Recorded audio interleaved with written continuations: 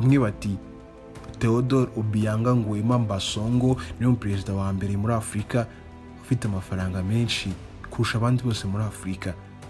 Gusa ibindi binyamakuru nabyo uzagenda bisanga byandika ngo King Mohammed wa gatandatu wa Maroc niwe muyobozi wa mbere muri Afurika yose ufite amafaranga menshi kurusha abandi baperezida bose muri Afurika.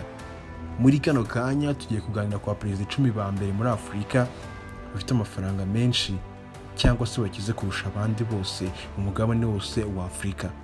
Utarakora subscribe wanzu kanda akabuto ka subscribe kugira ngo ujye ubasha kureba ibiganiro byose bicukumbuye bica kuri ino channel. Uri kumva Awesome TV, muhaye ikaze mu kiganiro cy'uyu munsi. Buri mwaka hasohoka urutonde rw'abaperezida 10 ba mbere muri Afurika bakize kurusha abandi.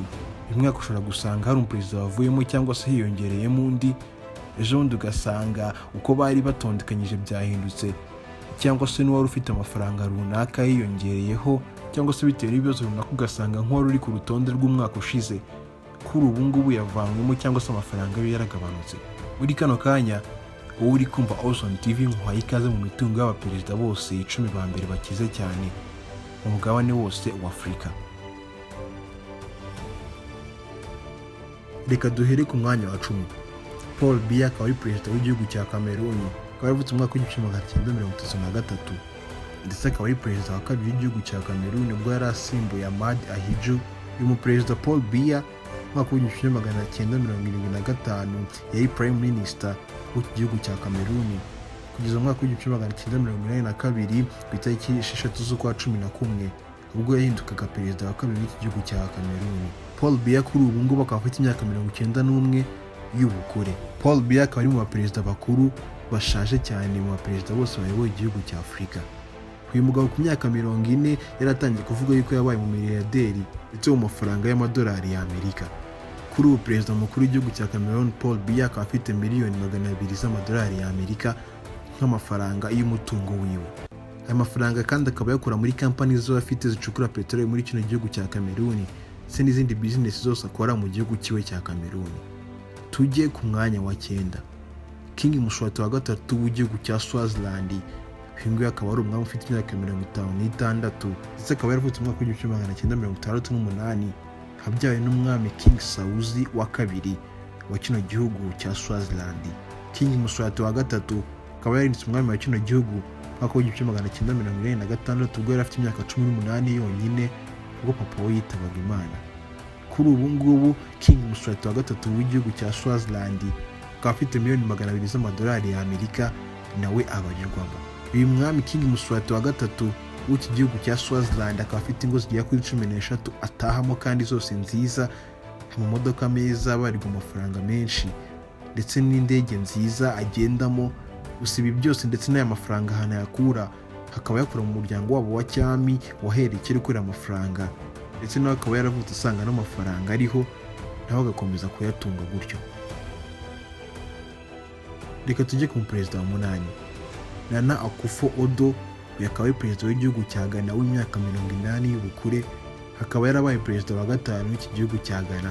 Perezida Nana Akufo-Addo avukiye mu gace ka Swalaba mu mujyi mukuru wa Accra wa Ghana, akaba yaragiye ku ngoma yo kuba perezida wa kino gihugu cya Ghana muri 2017 bwatorwaga kuri manda we ya mbere yo kuyobora kino gihugu cya Ghana. Perezida Nana Akufo-Addo w'iki gihugu cya Ghana w'imyaka 80 akaba afite amafaranga miliyoni 150 z'amadolari y'Amerika nk'umutungo wiwe afite kugeza kano kanya. Reka tujye ku perezida wa 7 Patrice Talon w'igihugu cya Benin w'imyaka 66 y'ubukure. Uyu mugabo Patrice Talon akaba yaravutse ku itariki ya mbere z'ukwa gatanu mwaka w'1956. Uyu mu gihugu cyakaba azwi nk'umuperezida w'umushoramari cyane muri business zigiye zitandukanye mu gihugu cyabo.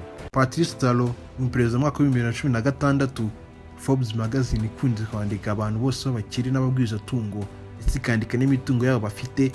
Uyu perezida mugize wa 15 mu baperezida bose abaperezida b'ababwizatungo wahereye munsi y'ubutayu bwa Sahara mu gihugu cya Afurika. Uyu mugabo kuri ubu ngubu akaba afite miliyoni 400 z'amadolari y'Amerika nk'umutungo barirwamo muri kano kanya, ndetse aya mafaranga yo hana yakura akaba afite imirimo myinshi muri kino gihugu ihinga ipamba, ndetse ipamba bakaritunganya bakaryoheza mu bihugu byo hanze, akaba ari business ya mbere akora amafaranga menshi ndetse n'ubutunzi bwe bwa buri munsi afite kugeza muri kano kanya.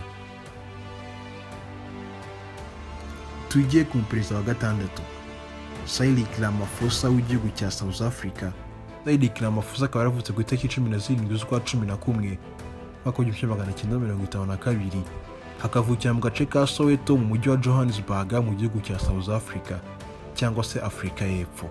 Cyril Ramaphosa muri kano kanya akaba afite imyaka 71 y'amavuko ndetse akaba yarabaye perezida wa kino gihugu cya South Africa mwaka wa 2018. Perezida Cyril Ramaphosa akaba ari umushoramari ukomeye cyane muri kino gihugu cyiwe cya South Africa ndetse akaba ari n'umugwizatungo wo mu kirere ufite amafaranga menshi habarirwamo nk'imitungo yiwe. Cyril Ramaphosa, perezida mukuru w'igihugu cya South Africa, akaba afite kampani yitwa Shanduka Group. Iyi Shanduka Group akaba ari kampani ituma agira amafaranga menshi kubera ko ino kampani yiwe ikoramo andi makampani menshi ndetse n'amabanki akorera munsi y'ino kampani nkuru ya Shanduka Group ibaruye kuri uno perezida mukuru Cyril Ramaphosa w'igihugu cya South Africa. Ibyo ngibyo bimushyira ku mwanya wa gatandatu nk'umuperezida ufite akayabo k'amafaranga miliyoni 450 z'amadolari y'Amerika nk'umutungo we wabarirwamo kugeza muri kano kanya. Reka tujye ku mwanya wa gatanu, umuperezida William Kipchirchir Samoei Arap Ruto, amazina yacagaguwe azwi nka William Ruto, perezida mukuru w'igihugu cya Kenya. Perezida William Ruto akaba yaravukiye mu gihugu cya Kenya mu gace kitwa Kamaguti itariki 21 z'ukwa 12 1966. Perezida William Ruto w'igihugu cya Kenya akaba ari perezida wa gatanu uyoboye kino gihugu cya Kenya. Perezida William Ruto akaba yaratoye mu mwaka wa 2022 mu kugira ngo ayobore igihugu cya Kenya. Uyu perezida afite amafaranga miliyoni 480 z'amadolari y'Amerika nk'umutungo we wabarirwamo kugeza muri kano kanya. Uyu mugabo ufatwa nk'umu businessman mu gihugu cyo cya Kenya akaba afite kampani nyinshi zituma abona amafaranga nk'aya, hamutereka ku mwanya wa gatanu wa perezida bakize cyane muri Afurika. Bivuga yuko afite amahoteli menshi mu gihugu cya Kenya hamwungura amafaranga menshi ndetse agatuma aza kuri n'umwanya wa gatanu wa perezida bakize cyane mu gihugu cyose cya Afurika. Mwanya wa kane turasanga perezida Paul Kagame, perezida wa kane w'igihugu cy'u Rwanda, akaba yaravuze itariki 23 z'ukwa 10 mwaka wa 1957. Perezida Paul Kagame akaba yarayoboye RPF Inkotanyi, urugamba rwo kubohora igihugu cy'u Rwanda ubwo cyari kiri mu bihe bibi by'icuraburindi mwaka wa 1994. Akaba yabaye perezida w'igihugu cy'u Rwanda mwaka wa 2000 ubwo yari asimbuye perezida Pasiteri Bizimungu wari uriho. Perezida Paul Kagame ku mwanya wa kane akaba afite akayabo ka miliyoni 510 z'amadolari y'Amerika nk'umutungo we wabarirwamo kugeza muri kano kanya. Reka tujye ku mwanya wa gatatu, Theodore Obiang Nguema Mbasongo, akaba ari perezida w'igihugu cya Guinea Equatoriale.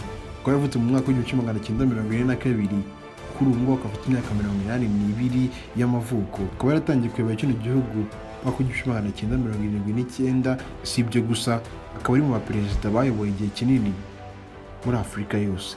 Theodore Obiang Nguema Mbasongo akaba afite miliyoni 600 z'amadolari y'Amerika nk'umutungo we wabarirwamo kugeza muri kano kanya. Reka tujye ku mwanya wa kabiri, Ali Bongo Nzima, akaba ari perezida w'igihugu cya Gabo. Akaba yaravutse ku itariki 3 z'ukwa 3 mwaka wa 1975 mu gace ka Nganu muri Gabo. Kuri ubu ngubu akaba afite imyaka 49 y'amavuko. Perezida Ali Bongo Nzima akaba yarabaye perezida wa kino gihugu cya Gabo guhera mu mwaka wa 2009. Ndetse si ibyo gusa, Ali Bongo Nzima w'igihugu cya Gabo zicukura peteroli ndetse zigatunganya ibituruka ku mavuta byose muri kino gihugu cya Gabo. Hakaba ari byo bimushyira ku mwanya wa kabiri nk'umuperezida muri Afurika yose ufite amafaranga menshi habarirwamo. Perezida Ali Bongo Nzima akaba afite biliyoni y'idolari nk'umutungo we muri kano kanya habarirwamo. Reka tujye ku mwanya wa mbere, King Mohammed wa gatandatu w'igihugu cya Maroc. Umwami Mohammed wa gatandatu akaba yaravutse ku itariki 21 z'ukwa 8 mwaka wa 1963, akavukira mu gace ka Rabat mu gihugu cya Maroc. Umwami Mohammed wa gatandatu w'iki gihugu cya Maroc akaba afite imyaka 60 kugeza muri kano kanya. Umwami uzwi ku kuzamura ubukene bw'abaturage ngo bivane mu bukene cyane muri kino gihugu cyo cya Maroc, akaba yaragiye ku buyobozi mu mwaka wa 1999 ubwo wari umwami wa Maroc ndetse wari na se Hasani wa kabiri yapfaga. Akaba aribwo muri uno mwaka w'1999 umwana wa Hasani wa kabiri Mohamed wa gatandatu kuri ubu ngubu uyoboye kino gihugu cya Maroc yahise afata ingoma ya cyami yo kuyobora kino gihugu. King wa gatandatu Mohamed wa kino gihugu cya Maroc akaba afite kampani nyinshi mu gihugu cya Maroc zimwungura amafaranga menshi. Ayo mafaranga amwemerera kuba ku mwanya wa mbere mu bayobozi bose bo mu mugabane wa Afurika. Urugero kampani yitwa Conglomerate Food Company yakaba ari kampani ikorera muri Maroc ikora ibintu byo kurya ndetse igurisha n'ibyo kurya mu gihugu cya Maroc. Akaba ari kampani ndetse business yanditse kuri uno mwami ikaba imwungura amafaranga menshi. Ndetse umuryango warizwemo wa cyami ukaba ufite ibitangazamakuru byinshi bikora muri Maroc byungura amafaranga menshi n'umuryango. King Mohamed wa gatandatu akaba afite amafaranga biliyoni 5,800,000 z'amadolari ya Amerika habarirwamo nk'umutungo we kugeza muri kano kanya. Mbashe kubashimira mwese mwari mukurikiye Ozone TV ndetse wateze amatwi kino kiganiro cy'uyu munsi. Ufite igitekerezo wajya muri comment ukandika igitekerezo cyangwa se inyunganizi y'ikintu twazaganiraho ubutaha. Mbashe kubashimira ibiganiro byacu nakagaruka.